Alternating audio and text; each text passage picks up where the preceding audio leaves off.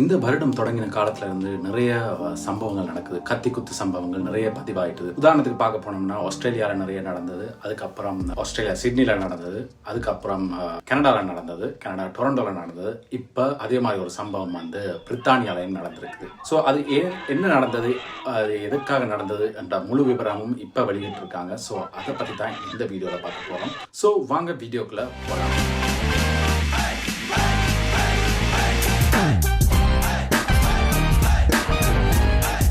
Hi, hello, வணக்கம் மக்களே. மீண்டும் ஒரு உண்மை சம்பவம், நடந்தேறிய சம்பவம், அதாவது லண்டன்ல நடந்தேறிய சம்பவத்தை பத்தி தான் இந்த வீடியோல பார்க்க போறோம். சோ பாக்குறதுக்கு முன்னாடி புதுசா இந்த சேனலுக்கு வந்திருந்தீங்கன்னா தயவு செஞ்சு சப்ஸ்கிரைப் பண்ணுங்க. சப்ஸ்கிரைப் பண்ணாதான் இந்த மாதிரி வீடியோக்கள் உங்களுக்கு நோட்டிபிகேஷன்ல வரும். ஸோ சப்ஸ்கிரைப் பண்ணி அந்த பெல் ஐக்கனையும் தட்டி விடுங்க.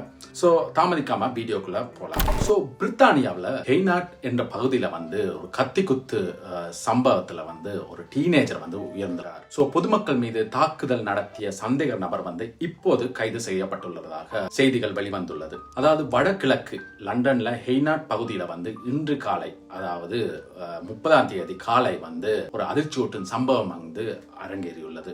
அதிலே 14 வயதுள்ள சிறுவன் உயிரிழந்துள்ளார். அது மட்டும் இல்லாமல் 4 பேர் காயமடைந்துள்ளனர். ஹெய்னாட் டியூப் நிலையம், அதாவது டியூப் ஸ்டேஷன் சொல்லுவாங்க, அதுக்கு அருகிலே தான் இந்த ஒரு கத்தி ஏந்திய நபர் ஒரு 36 வயது நபர் பொதுமக்களை தாக்கியதாக காவல்துறைக்கு 7 மணி அளவுல தகவல் கிடைச்சிருக்கு. சோ அந்த நபர் அருகிலுள்ள தர்லோ கார்டன்ஸ் பகுதியில ஒரு வீட்டின் மீது காரை மோதிவிட்டு தாக்குதல ஆரம்பிச்சிருக்கிறார். சோ கார்ல வந்தவர் வீட்டுல மோதிட்டு அதுக்கப்புறம் கத்தி எடுத்துக்கொண்டு சாரமாரியாக பொதுமக்களை இது. சோ இந்த தாக்குதல்ல பரிதாபமாக 14 வயது சிறுவன் உயிரிழந்துள்ளார். லண்டன் ஆம்புலன்ஸ் சேவை 5 பேரை சம்பவ இடத்திலேயே சிகிச்சை அளித்து மருத்துவமனைக்கு அந்த 5 பேர்ல இந்த சிறுவனும் அடங்குவான். அது மட்டுமல்ல, சம்பவ இடத்திலே விரைந்த 2 காவல் அதிகாரிகளும் தாக்குதலின் போது காயமடைந்து. சோ இதுதான் நடந்தது. 2 போலீஸ் அதிகாரிகளும் இந்த தாக்குதல்ல காயமடைஞ்சு. சோ காவல்துறையினர் அந்த சந்தேக நபரை தாக்குதல் தொடர்பான ஆரம்ப தகவல் கிடைச்சு ஒரு 22 நிமிடங்களே போலீஸ் வேன்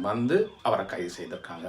இனி பொதுமக்கள் எதுவுமே அச்சவித தேவையில்லை, வேற எந்த சந்தேக நபர்களையும் தேடவில்லை என்றும் அதிகாரிகள் தெரிவித்துள்ளனர். மேலும் இந்த தாக்குதலை தீவிரவாத தாக்குதலுடன் தொடர்புடையது இல்லை எனவும் உறுதிப்படுத்தியுள்ளனர். தாக்குதலுக்கான காரணத்தை கண்டறியும் பணிகள் ஆரம்ப கட்டத்திலே தான் இருக்குது. தற்போது கவனம் பாதிக்கப்பட்டவர்களின் குடும்பத்திலேயும் அது அர்த்தமற்ற துயரத்தை சமாளிக்க வேண்டியிருக்கும் என்ற ஒரு பார்ந்த சமூகத்தையும் ஆதரிப்பும் அளிப்பதிலேயே இருக்கிறது. இந்த சமூகத்திற்கு விரைந்து சென்ற காவல்துறையினர் அதிகாரிகளிட துணிச்சலையும் காயமடைந்தவர்களுக்கு சிகிச்சை அளித்த அவசரகால பணியாளர்களையும் காவல்துறை பாராட்டியுள்ளது. சோ இந்த சம்பவம் ஒரு பெருத்த ஒரு சலசலப்பை வடகிழக்குல லண்டன்ல ஒரு ஏற்படுத்தியிருக்குது. சோ இது ஏன் இந்த காரணம், இது எதுக்காக நடந்தது என்று சொல்லி தெரியாது. சோ எல்லாருக்குமே தெரிஞ்சதுதான், ஒரு விதமான ஒரு சைக்கோத்தனம் இருக்குது. அதனாலதான் இப்படி மக்கள் திடீரென்று ஒரு விரக்தி அடைகிறாங்க. சோ இப்படியான பல கட்டங்கள்ல கோணங்கள்ல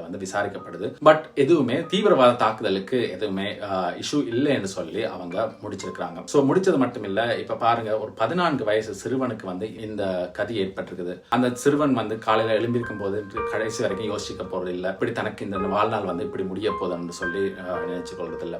நான் ஏற்கனவே டொரண்டோ சம்பவத்தின் போதுன்னு சொன்னான், அதே மாதிரி சிட்னி சம்பவத்தின் போதுன்னு சொன்னான். டொரண்டோ சம்பவத்தை விட சிட்னி சம்பவம் ரொம்ப பாரதூரமா இருந்தது. அதாவது யாருமே அதை எதிர்பார்க்கல, இப்படி ஒரு சம்பவம் நடைபெறும் சொல்லி. அதே மாதிரி ஒரு சம்பவம் தான் இந்த டியூப் ஸ்டேஷன்லயும் நடந்திருக்கு. அதாவது காலையில எழுந்து வேலைக்கு போறவங்க, ஸ்கூலுக்கு போறவங்க எல்லாரும் பரபரப்பா இருக்கும் சமயத்துல இப்படி ஒரு சம்பவம் நடைபெற்றது ரொம்ப ஒரு கவலைக்கூடிய ஒரு விடயமாகத்தான் இங்க கருதுறாங்க. சோ இது ஏன் நடந்தது, அதுக்கு என்ன காரணம் என்று சொல்லி நாம யோசிக்கிறதுக்கு முன்னாடி இதை எப்படி பிரிவென்ட் பண்ணலாம் என்று சொல்லி தான் நம்ம யோசிக்க வேண்டும். அதாவது இதுக்கு முன்கூட்டின பாதுகாப்பு ஏதாவது நடக்கலாமா செய்யலாமா என்று சொல்லி நம்ம கையில எதுவுமே இல்லை. சோ பாதுகாப்பு காரணங்களுக்காக நாம வெளியே போகாம வீட்டுக்குள்ளே இருக்கிறதும் சாத்தியக்கூறுகள் கிடையாது. சோ உழைக்க வேண்டும், அப்படியான இதுகள்ல போக வேண்டும். சோ வெளிநாட்டுள்ள தமிழர்களா இருந்தாலும் சரிதான், யாரா இருந்தாலும் சரிதான், அதாவது புலம்பெயர் ஆட்கள், அதாவது இந்தியா, இலங்கை போன்ற நாடுகள்ல இருந்து இங்க வேலைக்கோ இல்லாட்டி வேற எந்த ஒரு விதத்துக்காக வந்திருக்கிறவங்களுக்கு இது ஒரு என்ன சொல்றது, ஒரு ஒரு பயத்தை ஏற்படுத்தியிருக்கேன்னே சொல்லலாம். அதாவது நாம வெளியே போனால் வீட்டை திரும்பி வருவோம் என்ற ஒரு நிச்சயம் இல்லாத லைஃப்ல தான் நாம இப்ப வாழ்ந்து கொண்டிருக்கிறதா தான் இந்த சம்பவத்தை வந்து நாம எடுத்துக்கொள்ள வேண்டியதா இருக்கு.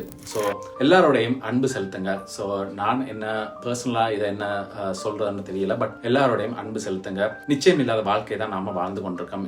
இப்ப என்ன நடக்கும், அடுத்த நிமிடம் என்ன நடக்கும் என்பதே அறியாத ஒரு வாழ்க்கையில தான் நாம வாழ்ந்து கொண்டிருக்கிறோம். ஸோ முடிஞ்ச அளவுக்கு எல்லாருக்கும் அன்பு செலுத்துவோம், எல்லாரையும் கருணையா பார்ப்போம். முடிஞ்ச அளவு நம்மளால முடிஞ்ச அளவு உதவிகள் மற்றவங்களுக்கு செய்வோம். நாம எதுவுமே கொண்டு போறது பொழுதும் இல்லை.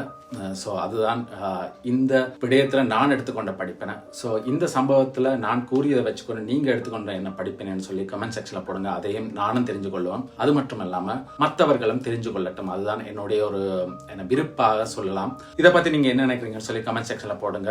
மறக்காம இவ்வளவு நேரம் வீடியோ பார்த்துருந்தீங்கன்னு சொன்னா லைக் பண்ணிட்டு அந்த சப்ஸ்கிரைப் பட்டனையும் தட்டி விடுங்க. சப்ஸ்கிரைப் பண்ணாதவங்க சப்ஸ்கிரைப் பண்ணுங்க. சப்ஸ்கிரைப் பண்ணியிருந்தா திருப்பி சப்ஸ்கிரைப் பண்ணீங்கன்னா அது அன்சப்ஸ்கிரைப் ஆயிடும். So unsubscribe பண்ணாதுங்க.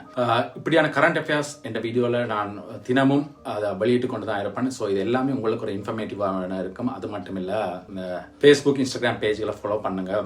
வெளிநாட்டுக்கு போறோம்னு நினைக்கிறவங்களும் சரிதான், இல்லாட்டி வேகன்சிஸ் தேடுறவங்களும் சரிதான், என்னுடைய ஃபேஸ்புக் இன்ஸ்டாகிராம் பேஜ் மூலமாக பார்த்து தெரிஞ்சு கொள்ளலாம். இன்னும் ஒரே ஒரு விடயம், நான் ஒரு கன்சல்டனோ வேலை எடுத்து தர்றவரோ கிடையாது, பட் ஒரு கன்சல்டனா தான் இந்த வேலை செய்கிறேன். ஸோ நன்றி மக்களே, ஸ்ப்ரெட் லவ். மீண்டும் ஒரு வீடியோவில் சந்திப்போம். அது வரைக்கும் விடைபெறுவது உங்கள் மேலான CEO அந்த வீடியோ. நன்றி மக்களே.